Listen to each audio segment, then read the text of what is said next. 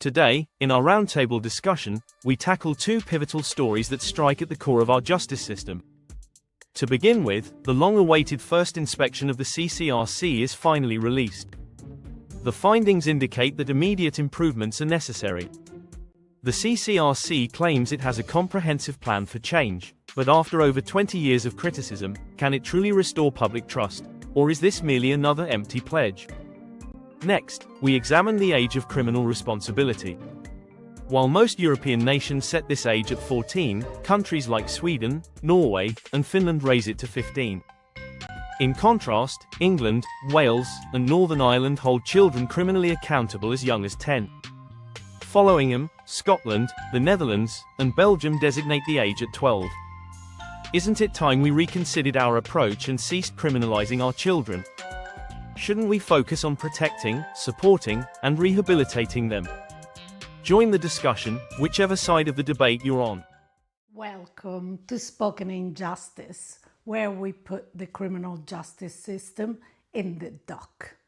Thank you for joining me once again as we take a deeper look at some of the most challenging issues with our criminal justice system.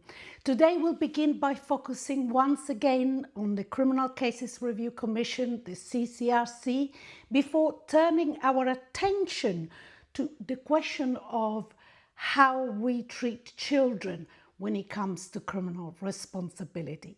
So if you haven't already, hit the subscribe button below, settle in and put on your policy hat, and of course join the discussion in the comments below. Following an inspection commissioned last September by Dame Vera Baird, chair of the CCRC, as part of the Ministry of Justice's wider review of the organization, in a report published this week, HMCPSI concludes that the CCRC is not a failing organization. Nonetheless, the report makes 34 recommendations, 6 of which have been identified as priorities for implementation over the next 12 months. The HMCPSI stresses that addressing the highlighted issues is essential if the CCRC is to make decisions more quickly, improve its operational efficiency, and strengthen confidence in the quality of its casework. Although we initially questioned whether HMCPSI was the most appropriate body to carry out this inspection, and while some critics have pointed to its relatively narrow scope and the limited range of cases examined, the report deserves closer attention. At first glance, its overall conclusion that the organization is not failing may appear reassuring.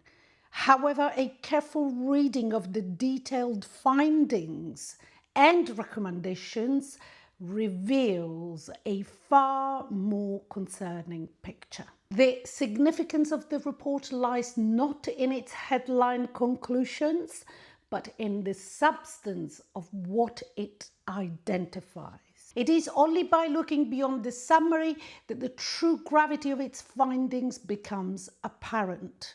Unnecessary drift in case progression and a lack of effective oversight and intervention have long been recognized as significant weaknesses within the CCRC.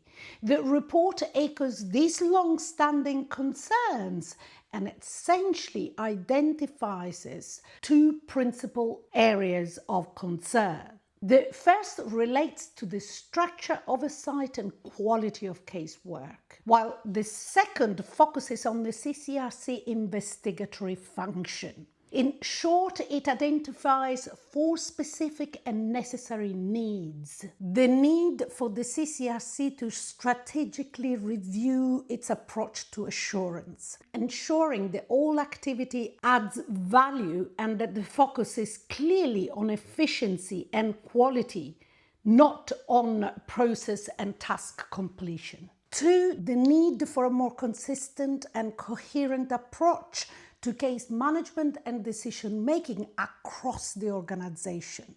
3, the need to strengthen clarity around roles, responsibilities and expectations, especially for group leaders, so that accountability is clear and performance can be managed more effectively. 4, the need to ensure the investigatory activity is properly focused, risk-based and proportionate, with resources directed towards the issue that are most likely to affect the safety of convictions and sentences. In more specific terms, the report found that although the CCRC generally does a good job of sorting and assessing new applications when they first arrive, problems begin once cases move into the detailed review stage. This is where many cases experience long periods with little or no progress, leading to delays that regularly exceeds the organization's own targets. The inspectors also found that the staff were not always working from clear or up-to-date guidance, and that there was not enough oversight of live cases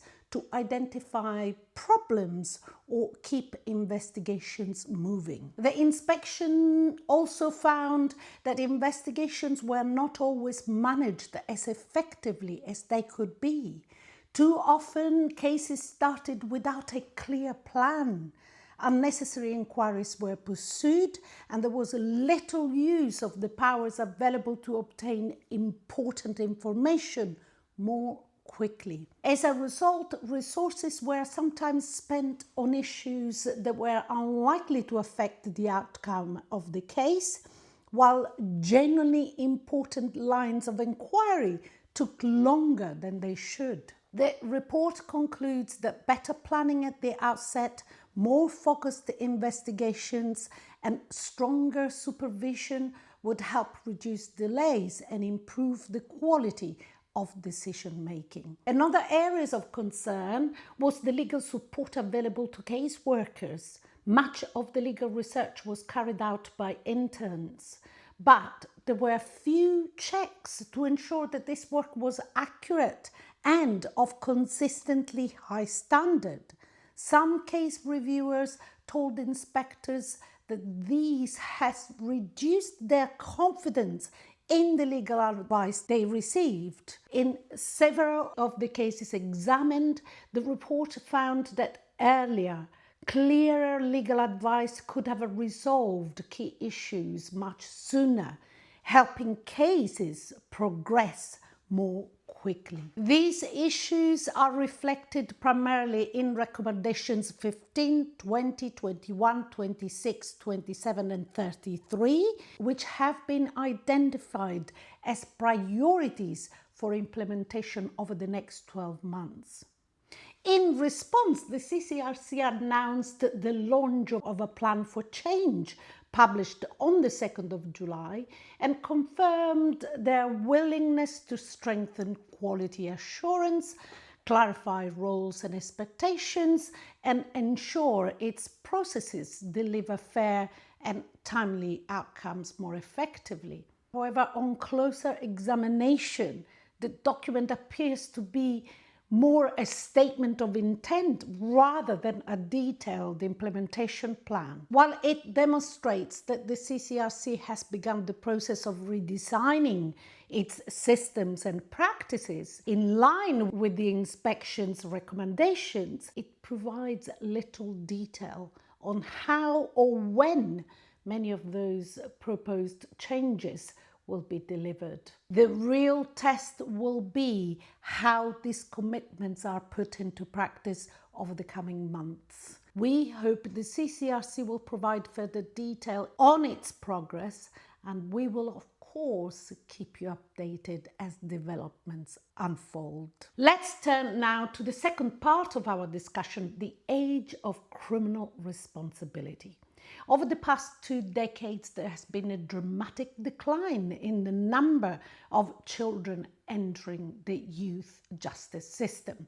Between 2007 and 2024, the number of children receiving their first caution or sentence fell by around 93%. The number of children in custody also fell by around 85% over the same period. Much of that change reflects a deliberate shift in policy, with police and youth justice services increasingly using informal resolutions or deciding that no further action is appropriate rather than prosecuting children. Even so, thousands of children continue to enter the criminal justice system every year. In the year ending March 2024, around 3,400 children aged between 10 and 14 were cautioned or sentenced. That brings us to the question of where the law draws the line. Until 1998, children under 14 benefited from the common law presumption of doli incapax. In other words, the prosecution had to prove not only that a child had committed the act, but also that they understood it was seriously wrong rather than simply naughty or mischievous. This safeguard was abolished, however, by the Crime and Disorder Act 1998, following the public reaction to the tragic murder of James Bolger by two 10-year-old boys. Since then, children aged 10 to 13 have been treated as fully criminally responsible in the same way as older children. More than 25 years on, the issue remains controversial. Some argue that the current age is necessary to protect the public and ensure accountability, while others question whether it adequately reflects what we now know about child development and maturity. It should also be noted that the law sets higher age thresholds for many other important decisions, such as consenting to sex, entering contracts, voting, or purchasing alcohol and cigarettes, raising the question of whether criminal responsibility should be viewed any different. Do you think England and Wales has struck the right balance? Or is it time to reconsider the age of criminal responsibility in light of contemporary evidence on children's development? Well, the Bar Council is among one of the most vociferous to support the raising of age of criminal responsibility from 10 to 14. On the 28th of June, the Bar Council launched its new report reviewing the minimum age of criminal responsibility. The report recommends the current threshold should change from age 10 to 14. Kirsty Brimlaw, AC, chair of the Bar Council, said in her inaugural speech to the bar, "We are rightly concerned about crime, victims and public safety, but the question is not how do we punish, but how do we prevent a lifetime in the criminal justice system?" Perhaps the most striking part of the report, in fact, is what it tells us about the children who end up in the justice system in the first place. It paints a picture of children who are often among the most vulnerable in society. The report highlights a strong link between offending and childhood adversity. Many of these children have experienced significant trauma, including physical or sexual abuse, domestic violence, parental absence, bereavement, or even traumatic brain injuries. It also points out that children living in poverty or who have themselves been victims of crime are much more likely to come into contact with the criminal justice system. Another important finding is the high prevalence of neurodevelopmental and cognitive conditions. Children who are neurodivergent, have learning disabilities, or experience communication difficulties are significantly overrepresented in the youth justice system. The report concludes that the evidence increasingly suggests that many children, particularly those aged between 10 and 14, simply lack the developmental maturity and decision-making capacity needed to participate effectively in criminal proceedings. Even where special measures are put in place, many struggle to understand the process, exercise their legal rights, or meaningfully engage with their own defense. That raises an important question about whether the criminal justice system can truly deliver fair trial for children of that age. A finding that was already highlighted by the Law Commission in 2016. Perhaps the most compelling argument, however, is the growing body of robust evidence showing that bringing children into the criminal justice system is more likely to increase rather than reduce further offending.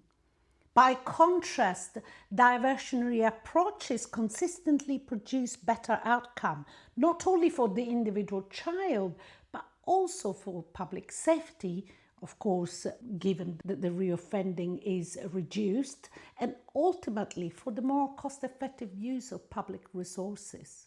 The Bar Council concludes that setting the minimum age for criminal responsibility to 14 would not only align with the United Nations guidance, but also would be more commensurate with the scientific understanding of brain development.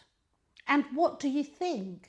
Let me know in the comments below. Although today's discussion has focused on two very different reports, they ultimately ask the same fundamental question. How do we build a justice system that is fair? Whether we are examining the CCRC's ability to identify and correct wrongful convictions, or question whether children as young as 10 should be exposed to criminal justice system at all, both debates remind us that justice cannot simply be measured by whether a conviction is eventually overturned. It must also be measured by the quality of our investigations, the fairness of our procedures, and our willingness to recognize when the system itself needs to evolve. Ultimately, public confidence is earned by both a justice system's ability to correct its mistake and its commitment to preventing them in the first place. That is what we call humanizing the criminal justice system. I hope you find today's discussion insightful, and if so, like and share this video, and would love to hear your views, so join the conversation in the comments below. And if you haven't already, don't forget to subscribe to the channel to help us with our mission to humanize the criminal justice system. Join us again as we sit and rise in this unique trial.